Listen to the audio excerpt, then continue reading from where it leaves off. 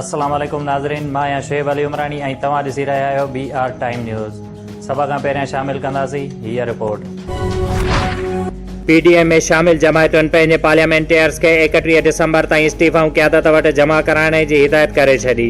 मौलाना फज़ल रहमान जी सदारत हेठि थियल PDM जे सरबराही इजलास में शटर डाउन हड़ताल ऐं मुज़ाहिरा शुरू करण जो फ़ैसिलो। मौलाना फज़ल रहमान चयो आहे त असां इस्तीफ़ा ॾिनी त तहरीक इंसाफ़ वांगुरु वापसि न छॾींदासीं। हुकूमत ते फ़र्क़ु पइजी वियो आहे, कुर्सी लुॾी चुकी आहे, बसि आख़िरी धिको ॾियण जी ज़रूरत आहे। अपोज़िशन खां वधीक मां पुरएतमाद आहियां, इस्तीफ़ाऊं आयूं त इलेक्शन कराए छॾींदुसि। इख़बारी एडिटर सां ॻाल्हाईंदे वज़ीर आज़म इमरान ख़ान चयो त अपोज़िशन खे पाकिस्तान मुख़ालिफ़ मुल्कनि जी मदद हासिल आहे। NRO खां सवाइ हर मामले ते अपोज़िशन सां ॻाल्हाइण लाइ तयारु आहियां। सिविल मिलिट्री लाॻापा बहितर आहिनि। वज़ीर आज़म इमरान ख़ान हिकु भेरो ॿीहर भुंडार बेट वफ़ाक़ी मिल्कियत हुअण जी दावा बि करे छॾी। बेटनि ते हर हाल में रिथाऊं ठाहिण जो ऐलान। ॻाल्हियूं हुकूमत सां न पर सियासत ते असर अंदाज़ थींदड़ इदारनि सां थींदियूं। अॻूणे वज़ीर आज़म शाहिद खाकान अब्बासीअ चयो आहे त PDM इक़्तिदार न पर निज़ाम जी ख़राबीअ जी ॻाल्हि करे रहियो आहे। जेको 2018 जी चूंडुनि में थियो उहो ॿीहर थियो त मुल्क अॻिते वधी न सघंदो।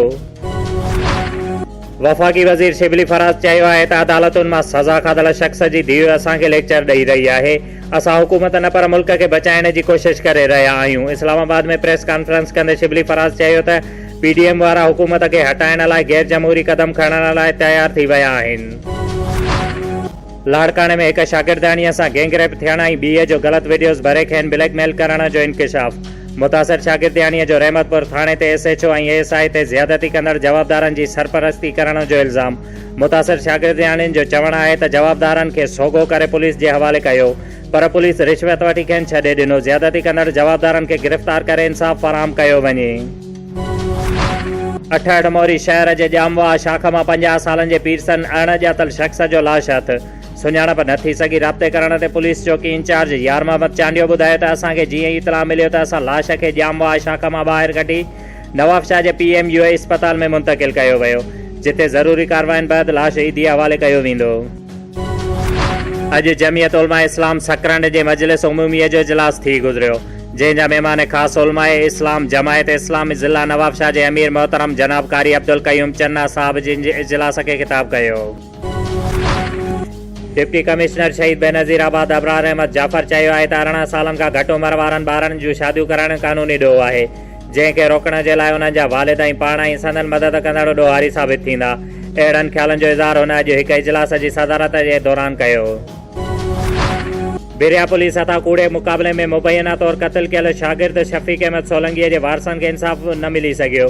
नौजवान जे पीउ जो क़त्ल में मुलविस जवाबदारनि खे गिरफ़्तार करण लाइ प्रेस क्लब नौशर फ़िरोज़ अॻियां एहतिजाजी मुज़ाहिरो कयो वियो, जंहिं ते वारसनि जो चवणु हुयो त तक़रीबन 4 साल अॻु क़त्ल में मुलविस जवाबदार पुलिस एहलकार अब्दुल्ला अहवान मूसा सोलंगी ऐं ॿियनि ख़िलाफ़ का बि कार्रवाई न थी सघी आहे, जंहिं ते हुन अलाइक़चारनि खां घुर कई आहे त क़ातिलनि खे गिरफ़्तार करे खेसि इंसाफ़ फ़राहम कयो वञे, न त ॿी सूरत में एहतिजाज जो दाइरो वधायो वेंदो।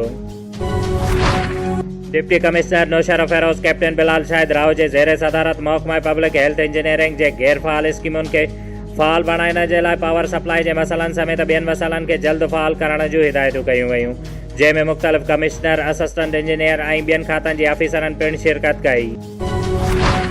बिरिया रोड प्रेस क्लब साल 2021 जूं चूंडूं सरपरस्ती आला सीनियर सहाफ़ी बशीर अहमद उमराणीअ जी अॻुवाणीअ में थी गुज़री, जंहिं में सदर प्रेस क्लब अदील गुल उमराणी, सीनियर नायब सदर अब्दुल गफ़ार मुग़ल, जनरल सेक्रेटरी निसार अहमद बिरोई, नायब सदर आशिक अली मलक, नायब सदर Zahid Ali Mangi, press secretary Bashir Ahmed Biroi, joint secretary Umer Shabir Arain, खज़ानची मोहम्मद रमज़ान, जॾहिं त एग्ज़ीक्यूटिव कमेटीअ जा मेंबर पिणु चूंडिया विया।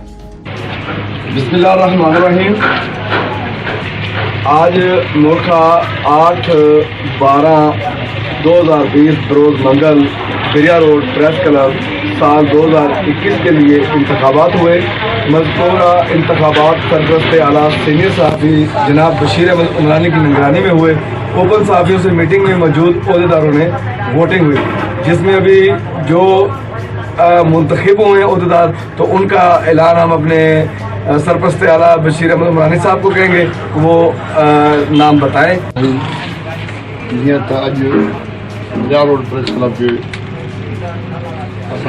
नौजवान सीनियर सहाफ़ियुनि जी गॾिजाणी थी, जंहिंमें अॼु 2021 जूं चूंडूं थियूं ऐं जंहिंमें खुली तरह सां उन्हनि हथु खणी पंहिंजा कामयाबु कयो। जीअं त कंहिंखे बि दिलि में इहा न रहे त असां फलाणी शइ थी या हीअ शइ थी, ऐं इहा ॾाढी तमामु सुठी ॻाल्हि आहे जो हिक ॿिए जो हुननि जो इहो खर्चाव हो। इन लाइ मां उहिदेदारनि जो ऐलान कयां थो। सदर अदील गुल उमरानी, सीनियर नायब सदर अब्दुल गफ्फार मुगल, जनरल सेक्रेटरी निसार अहमद गरोही, नायब सदर 1 आशिक अली मलक, नायब सदर 2 Shahid Ali Sangi, press secretary Bashir Ahmed Garohi, joint secretary Umer Shabir Arain, खजानची मोहम्मद रमज़ान गरोही। जॾहिं त एग्जीक्यूटिव कमेटी जा मेंबर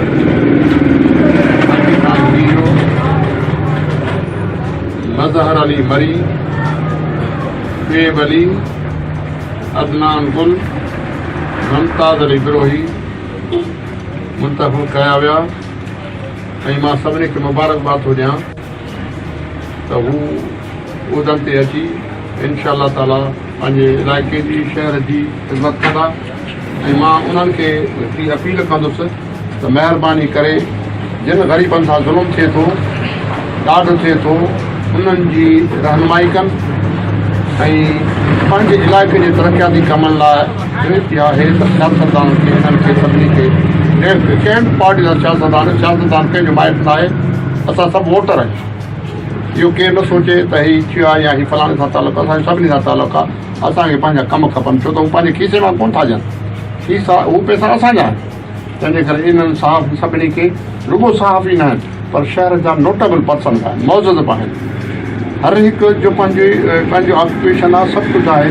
तंहिंजे करे इहा आहे त महिरबानी करे पाण में तव्हां एको रखंदो त इनशा तव्हांखे को बि तव्हांखे तकलीफ़ न ॾेई सघंदो। ऐं हिक ॿिए जा साथी रहिजो, हिक ॿिए जी सपोर्ट कंदो त तव्हांजी का शइ न रहंदी। जेकॾहिं हिकिड़ो कंहिं पेर कढिया थो सम्झो त उनजा पंहिंजा पेर निकिरी विया, ॿी ॻाल्हि कान अथव। इन लाइ इहा गुज़ारिश आहे। मां इहे लफ़्ज़ चई पंहिंजी जाइ थो वठां। शोएब अली उमराणीअ खे ॾींदा इजाज़त। वधीक ख़बरुनि ऐं अपडेट्स लाइ ॾिसंदा रहो BR टाइम न्यूज़।